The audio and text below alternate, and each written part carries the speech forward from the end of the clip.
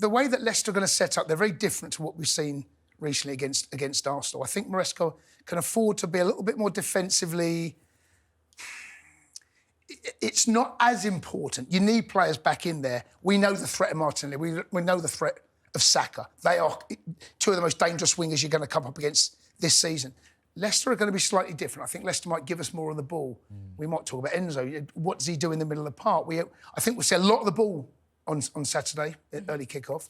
I wouldn't start Sancho, no. He's been out. I'd let him ease his way back into this. We've got Conference League games coming up. Wouldn't surprise me if we start to see him back into that and then try and fight his way back into the first team. Yeah, I completely agree. I think I would start Jadon Sancho. That's me with my fantasy hat on. But if you're being realistic in terms of where he'll be fitness-wise, considering he didn't play that much football for last year in terms of the totality, half the season at Man United, half the season at Borussia Dortmund, and this season he's been in and out because of illness, you shouldn't start him. But in my best Chelsea 11, he starts on the left-hand side with Neto on the right. But I do agree with you, Jason. I think it's going to be Noni on the right, Neto on the left, and we might see Jadon Sancho later on in the game.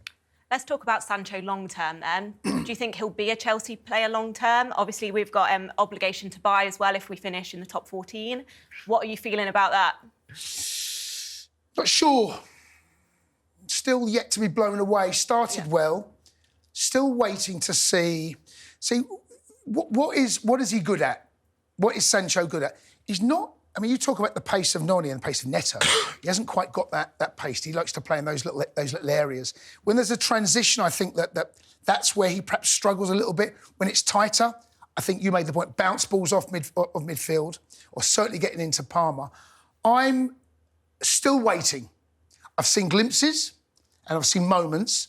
I'm still waiting to see the Jadon Sancho that I've seen in a Dortmund shirt. Not really seen it in an England shirt, not really seen it in a Man United shirt, yet to really see it in a Chelsea shirt. So I'm going to sit back and just say he's got the rest of the season. These are big 6 months for Jadon Sancho, not just for his personal career, but what happens to him, whether he goes back to Chelsea or goes back to United. And with United as well, new manager, so do you think that will have an influence on it as well? Yeah, it will do, but it's an obligation to buy for finishing in the top 14, so, and we all think... 14? Yeah. I know. What are we thinking, Jace? How are you feeling about it? That was a really... That's not a risky one, is it? Who struck that deal? But at the beginning of the season... Why didn't they say 15? We didn't know where we were going to be at. So yeah. He's going to be a Chelsea player next season, unless something crazy happens. And so we have to figure out what our future looks like with Jadon Sancho in and around our team. The fee's not ridiculous, right? Mm-hmm. We've also got to remember that Raheem Sterling's coming back off loan from Arsenal. So we've got a lot to worry about in terms of outgoings of our squad. Like Jace talked about, we are ruthless when it comes to selling players, and we'll talk about that later on in terms of the young players that we've sold. But this is a Chelsea team that are going in an exciting direction, and you've either got to get on board and get your stuff together, otherwise you're off. And Jadon Sancho is a player that has shown us flashes this season, but if he's not good enough or not at the level consistently, Maresca's shown us that he doesn't care. Like you mentioned, Enzo Fernandez has been dropped from Chelsea, despite the fact that he's our vice-captain and he's one of the most expensive players in the world. And so it's on Jadon Sancho. It's incumbent on him to perform well consistently, and if he does, he'll be in the Chelsea team. If he doesn't, then he won't be. Oh, you sound like Maresca, you do.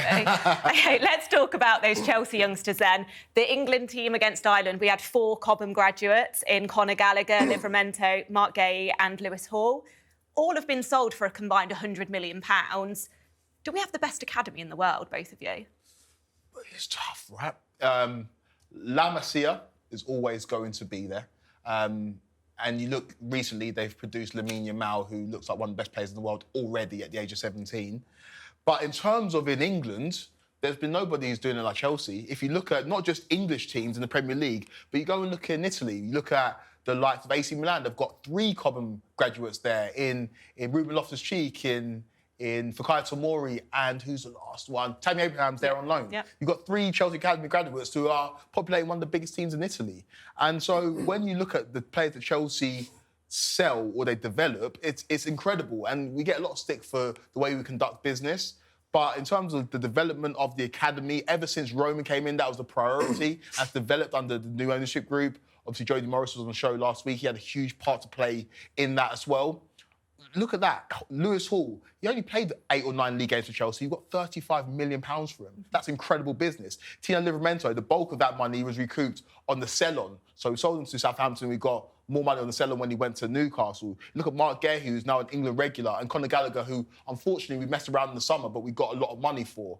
We are one of the best when it comes to selling, and that's why we can buy a lot. And when you talk about best academies in England, I think there's definitely Cobham. Do you agree, Jace? Yeah, the problem I have with that is that FFP forces clubs to think about that because the players you brought through your academy they're worth far more as sold players as they are in the team. And I think that is a massive problem, not just for Chelsea. We've seen Newcastle do it. They sold Elliott to Forest. Yeah. So we're not the only team doing it. Manchester City have done it. You spoke about Delap. You've seen Palmer. It's one or two other players that they've moved on.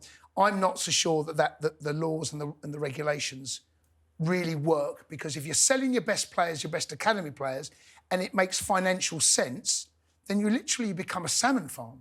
You build up the stock, you sell it on, just to bring in more players that financially make it worthwhile for the accountants. So that I think, needs to be looked at. But all the time it's like that, you're right.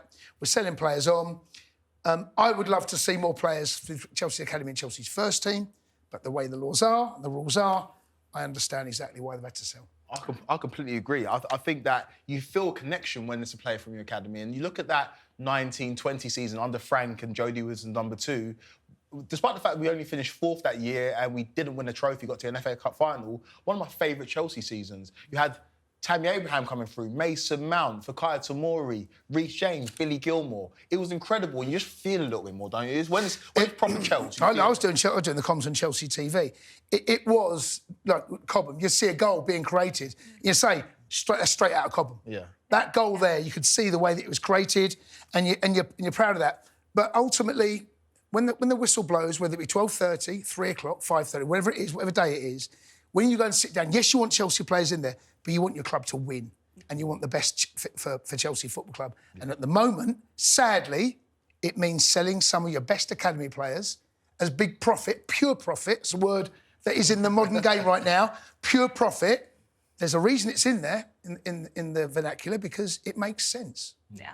I mean, I've been lucky enough to go and have a tour of the academy and just the facilities alone, the people that work there, the scouts, they are incredible. So all the people behind the scenes, they feel so passionate about this. And I think when you talk about things like that and what you said, Kweku, as well, it does kind of put a dampener on it as well. But they've got a job to do. And their job is, look, Neil Bath left, Jim Fraser left, one or two other coaches had to move on.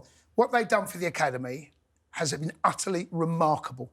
Remarkable. Where we were, Roman come and invested in Cobham, and that pathway was eventually realised because it was a very long time between what John Terry became through the academy till the next graduate did come through, and now they're starting to really churn them out. So, yeah, they set the standard, and hopefully that continues.